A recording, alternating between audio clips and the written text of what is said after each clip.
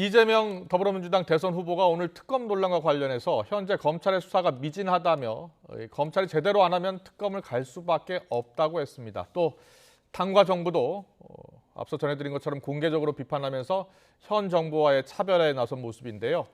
선대위 공보단의 수석 대변인을 맡고 있는 고용진 의원 연결해서 자세한 이야기 들어보겠습니다. 의원님 나와 계시죠? 네네, 안녕하십니까? 네, 안녕하십니까? 오늘 이재명 후보가 다시 한번 특검 수용 의지를 밝혔습니다. 어떻게 이해하면 되겠습니까? 오늘 이재명 후보께서 하신 말씀도 예. 그동안 했던 그 원칙적인 얘기를 반복한 것이고요. 예.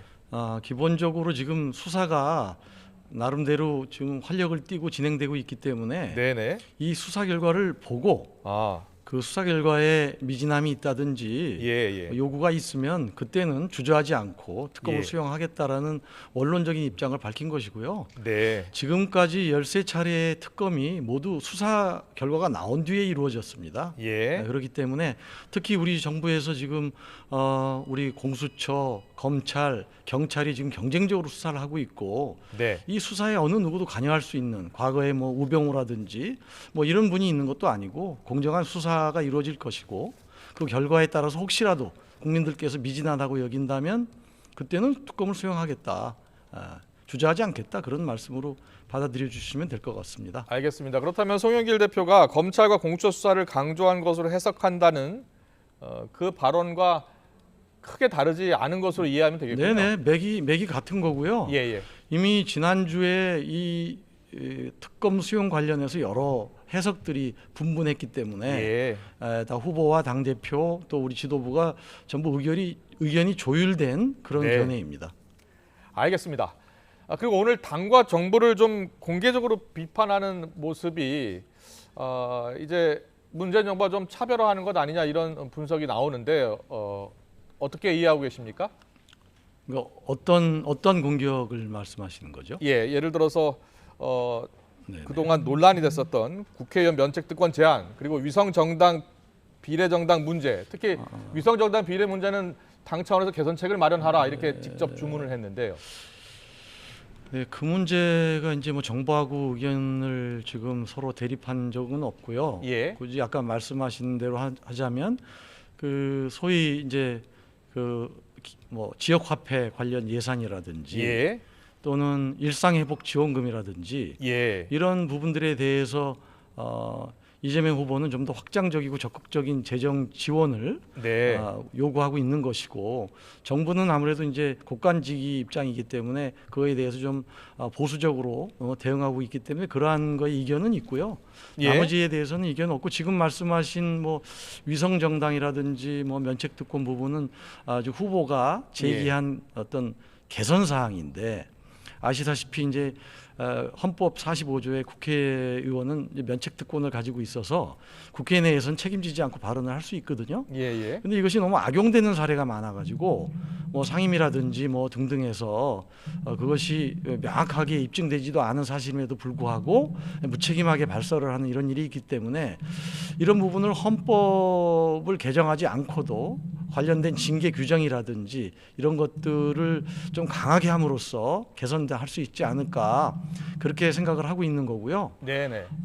그리고 위성정당 문제는 뭐 후보께서 강력히 당에 요구를 하셨습니다. 정개특위에서 이걸 다룰 때 정개특위에서 논의할 때 이 사안을 반드시 넣어서 좀 개선해 달라. 아시다시피 지난 20대 국회 때 말미에 선거법을 개정하면서 우리가 여러 변화가 있었는데 이것을 악용을 해서 우리 또 국민의힘에서 위성정당을 만들었고 또 우리 당도 그것에 또 쫓아서 같이 위성정당을 만든 그런 역사가 있지 않습니까? 그래서 이것은 원래 선거법 취지에 맞지 않다. 그래서 소수 정당을 배려하고 육성하는 그러한 선거법의 정신 그대로 한번 다시 개정을 잘 해보자라는 후보의 요구이고 더불어민주당은 국민의힘하고 정개특위에서 논의를 할 때 현재 기본 그 의제로는 안 들어가 있거든요. 그래서 이거를 넣어서 협의를 하겠다라는 그런 방침입니다. 알겠습니다. 이재명 후보가 오늘 페이스북에 토지 보유 상위 10%에 들지 못하면서 국토 보유세를 반대하는 것은 바보 같은 짓이다 이렇게 지적을 했는데요. 네네. 이재명 후보가 구상하고 있는 국토보유세 좀 구체적으로 어떤 내용이에요? 지금 우리 대장동 사건도 있고 예. 모든 모든 부동산의 상승 등이 이 토지에서 발생한 거거든요. 토지의 예. 불로소득이고, 그래서 토지의 공공재적 성격을 우리가 인정을 하고 전 토지 건물을 제외한 전국에 있는 토지에 대해서 1% 정도의 토지 보유세를 부과하자 이런 얘기거든요. 1% 정도 하면 한 50조 정도의 세금이 거칠 거로 예상이 되고요. 이것을 다시 국민들에게 골고루 나눠줌으로써 예. 낸 거 이상의 소득 배분의 효과, 즉 기본소득으로서의 성격도 갖출 수 있다. 그래서 지금 이것을 반대하는 것은 아주 토지를 많이 가진 상위 10% 이내쯤의 그런 사람들의 논리에 동조하는 거 아니냐, 예. 이런 지적인 것입니다. 예. 알겠습니다. 그리고 이재명 후보가요. 최근에 이제 언론 지형에 대해서 기울어진 운동장이다, 나쁜 언론 네. 환경이다라고 거듭 네. 이야기를 하고 있는데 선대위 차원에서 어떤 대책이 좀 마련된 게 있습니까? 지금 후보께서 직접적으로 느끼는 것들이거든요. 우리 예. 당도 그동안 언론중재법을 고치자고 했던 것도 여러 가지 가짜 뉴스라든지 의도적 또는 악의적으로 이렇게 조작된 뉴스라든지 이런 것들을 개선하고자 하는 것들이 있었고요. 예. 또 그런 게 아니라 하더라도 똑같은 사실을 어느 쪽에 좀 더 유리하게 하느냐라는 측면에서 과연 지금의 언론이 공평한가, 공정한가라는 문제 제기를 저희들이 많이 하고 있는 것이죠. 네. 그리고 저 앵커께서도 뭐 느끼시겠습니다만 이번에 그 부산 재미없잖아 하는 발언도 예. 맥락을 보면 전혀 그런 게 아니지 않습니까? 예. 근데 그런 것들이 지속적으로 언론에 보도가 되고 그 맥락을 무시한 채 일정 부분만 따서 보도되고 그런 것들이 또 퍼져나가고 또 야당의 공격이 되고 이런 것들을 의미하는 그런 발언이다. 그것을 고쳐 나가야 된다. 예. 네. 부산은 재미없다라는 발언이 논란이 되니까 이재명 후보가 직접 페이스북에 글을 올린 거죠? 네, 그렇습니다. 예. 그 내용 잠깐 전해 주실래요? 아니, 부산 재미없잖아 하는 발언은 이재명 후보가 그 10여 명의 부산의 젊은 기업인들하고 대화를 하던 중에 예.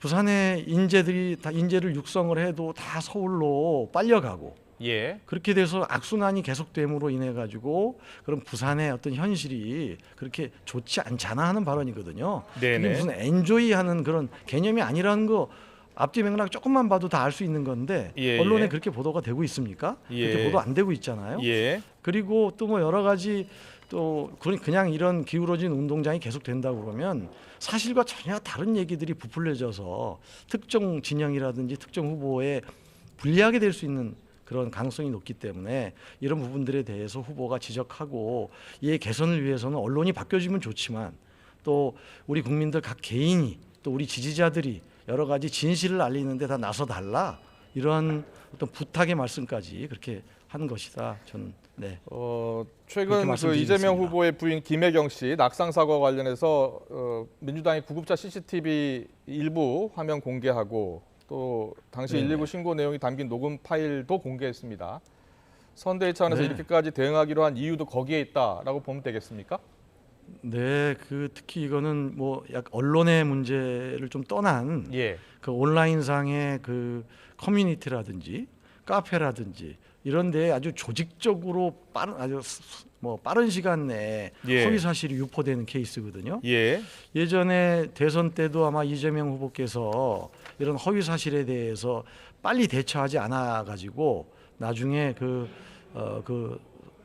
배우자께서 직접 또 출석해서 조사를 받는 그런 상황까지 이르게 된 그런 경험이 있거든요. 그래서 이런 부분들은 우리가 철저하고 신속하고 적극적으로 대응을 해서 허위 사실이 퍼져나가지 않도록, 과거에 시발단이란 게 있었거든요. 박근혜 18대 대선 때 박근혜를 알리는 뭐 10만 명의 무슨 지원군, 그래가지고 그런 일종의 언론 댓글단이 있었는데 지금도 잘못하면 그렇게 될 수가 있다라고 보고 이런 부분들에 대해서 우리가 철저하게 빨리 대응하자라는 취지의 우리의 대응입니다. 이와 관련해서 이재명 지사가 저들의 잘못을 우리가 카톡으로, 텔레그램 방으로, 댓글로 또 커뮤니티에서 열심히 써서 억울하게 왜곡된 정보들을 고치자라고 여러 차례 이야기를 하더라고요. 그게 어떤 의미입니까? 네네.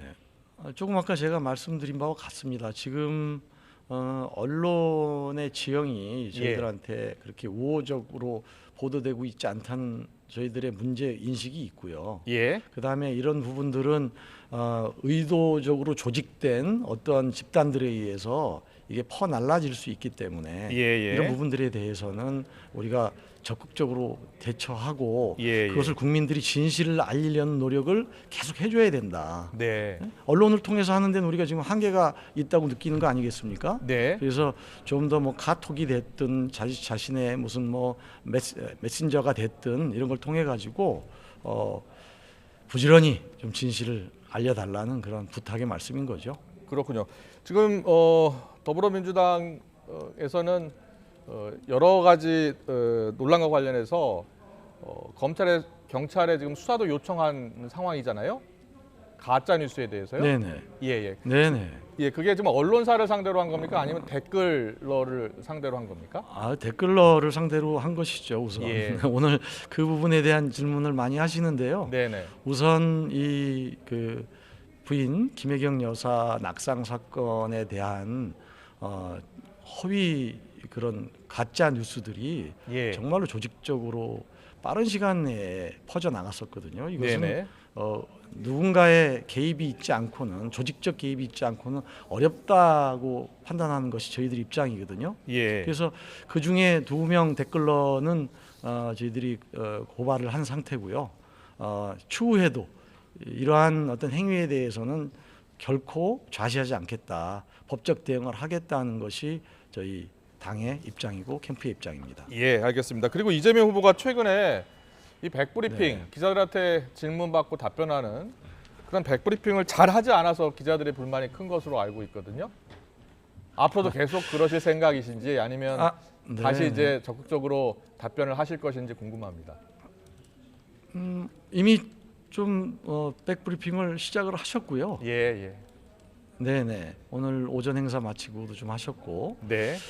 그렇게 이제 또 언론인들이 더 그렇게 생각하시는 이유가 우리 이재명 후보가 유달리 그런 백브리핑을 적극적으로 경선 시절에 해 오셨기 때문에 후보가 된 이후에 이걸 안 하니까 더 큰 불만이 생기는 것 같습니다. 그런데 이제 집권 여당이 후보로서 저희들이 조금 정비도 하고 또 후보가 또 잘못하면 실수할 수도 있는 부분들에 대해서 유의하는 측면은 있습니다만 백브리핑을 전혀 하지 않겠다는 게 아니고요. 어느 정도 그 미리 예측할 수 있도록 저희들이 공지를 하고 그런 경우에 한해서 백브리핑을 해야 기자들도 또 한꺼번에 몰려서 혼선이 벌어지고 그런 경우들이 지금 발생을 하고 있어요. 사고의 가능성도 있기 때문에 그렇게 좀 조정을 해서 정비를 해서 향후에 필요할 때 후보가 백브리핑을 드리겠다는 그런 입장을 정리했다고 제가 말씀드릴 수 있습니다. 네, 알겠습니다. 오늘 말씀 여기까지 듣겠습니다. 민주당 선대위 공보단 수석 대변인 맡고 있는 고용진 의원과 함께했습니다. 잘 들었습니다. 고맙습니다. 네, 고맙습니다.